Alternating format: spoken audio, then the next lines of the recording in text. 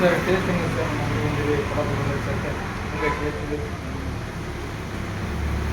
ಬೆಲ್ಲದ ಚಾ ತಾನೆ ಹೌದು ಸೂಪರ್ ಸರ್ ಕೊಲ್ಲಾಪುರದಲ್ಲಿ ಬೆಲ್ಲ ಚಾ ಹೌದು ಸರ್ ಇಲ್ಲ ಕೊಲ್ಲಾಪುರ ಬೆಲ್ಲ ಚಾ ಅಂದರೆ ತುಂಬ ಫೇಮಸ್ ಇದೆ. ನಾನು ಕೆಲವೊಂದು ಕಡೆ ಹೋದಾಗೆಲ್ಲ ಕೊಲ್ಲಾಪುರ ಬೆಲ್ಲ ಚಾ ಹಾಕಿ ಹುಡ್ಕೊಂಡು ಹೋಗ್ತೀನಿ.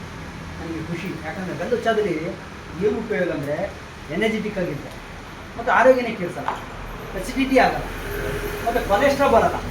ಇದು ನಿಮಗೆ ಅದು ಮಾಹಿತಿ ಸಿಕ್ಕಿರುತ್ತೆ. ಕೊಲ್ಲಾಪುರ ಚಾ ಬೆಲ್ಲದ ಚಾ ಯಾಕೆ ಕುಡಿಬೇಕಂದ್ರೆ ಬೆಲ್ಲದ ಚಾ ಕುಡಿಯೋದ್ರಿಂದ ಆರೋಗ್ಯವಾಗಿರ್ತದೆ. ಒಂದು ಕೊಲೆಸ್ಟ್ರಾಲ್ ಎನರ್ಜಿ ಆಗಿರ್ತದೆ ಮತ್ತು ಕೆಲವೊಂದು ತುಂಬ ಆರೋಗ್ಯದಾಯಕವಾದದ್ದು ಏನಾದ್ರು ಇದೆ ಅಂದರೆ ಬೆಲ್ಲದ ಚಾ. ಬೆಲ್ಲನ ಶುಗರ್ ಕಂಟ್ರೋಲ್ ಮಾಡುತ್ತೆ ಸರ್, ಶುಗರ್ ಕಂಟ್ರೋಲ್ ಮಾಡುತ್ತೆ. ಇನ್ನೊಂದು ಬೆಲ್ಲದ ಬಗ್ಗೆ ಹೇಳ್ಬೇಕಂದ್ರೆ ಕೊಲ್ಲಾಪುರದ ಬೆಲ್ಲ ಚಾ ಯಾಕೆ ಕುಡಿಬೇಕಂತ ಸಿನಿಮಾದಲ್ಲಿ ಶೂಟಿಂಗ್ ಮಾಡಬೇಕಾದ್ರೆ ಎನರ್ಜಿ ಡ್ರಾಪ್ ಆಯ್ತಂದ್ರೆ ಬೆಲ್ಲ ತಿಂತಾರೆ. ಬೆಲ್ಲ ತಿನ್ನೋದ್ರಿಂದ ಎಷ್ಟು ಉಪಯೋಗ ಇದೆ ಅಂತ ಇನ್ನೊಂದೊಮ್ಮೆ ಹೇಳ ನೆನಪು ಮಾಡಿ ಹೇಳ್ತೀನಿ ನೋಡಿ. ಕೆಮ್ಮು, ಕಫ, ಶೀತ ಬರಲ್ಲ. ಆರೋಗ್ಯವಾಗಿ ಇರಬೇಕಂದ್ರೆ ಬೆಲ್ಲ ಚಾ ಕುಡಿಬೇಕು. ಎಷ್ಟೋ ಜನ ಗೊತ್ತಿಲ್ಲ ಈ ಬೆಲ್ಲ ಚಾದ ಉಪಯೋಗ ತುಂಬ ಇದೆ. ಅದಕ್ಕೋಸ್ಕರ ಎಲ್ಲೇ ಹೋಗಿ ಎಲ್ಲೇ ಬನ್ನಿ ಬೆಲ್ಲ ಚಾ ಕುಡೀರಿ. ಇವತ್ತು ನಾನು ಎಲ್ಲಿ ಬಂದು ಕುಡಿದೀನಿ ಗೊತ್ತಾ? ಬೆಟ್ಟಗೆರೆಯ ಗದಗ ಬೆಟ್ಟಗೆರೆಯ ಹೊಸ ಬನಶಂಕರಿ ಆಪೋಸಿಟ್ ಬೆಲ್ಲ ಚಾದ ಅಂಗಡಿದೆ.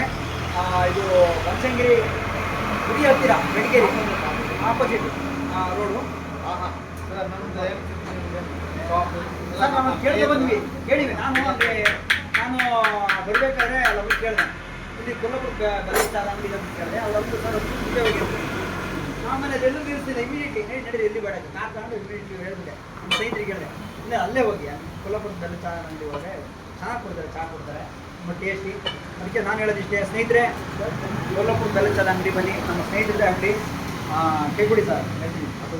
ಒಳ್ಳೇದಾಗಲಿ ಸರ್, ತುಂಬ ಥ್ಯಾಂಕ್ ಯು. ಏನು ನಿಮ್ಗೆ ಫ್ರಾಂಚೈಸಿದಲ್ಲ, ಫ್ರಾಂಚೈಸಿ ದೊಡ್ಡ ಮಟ್ಟದಲ್ಲಿ ಇರಲಿ, ಎಲ್ಲ ಕಡೆ ಇದೆ. ನಮ್ಮ ಭಾಗದಲ್ಲಿ ನಮ್ಮ ಕೊಲ್ಲಾಪುರ ಬೆಲ್ಲ ಚಾದ ಅಂಗಡಿಗೆ ತುಂಬ ಖುಷಿ.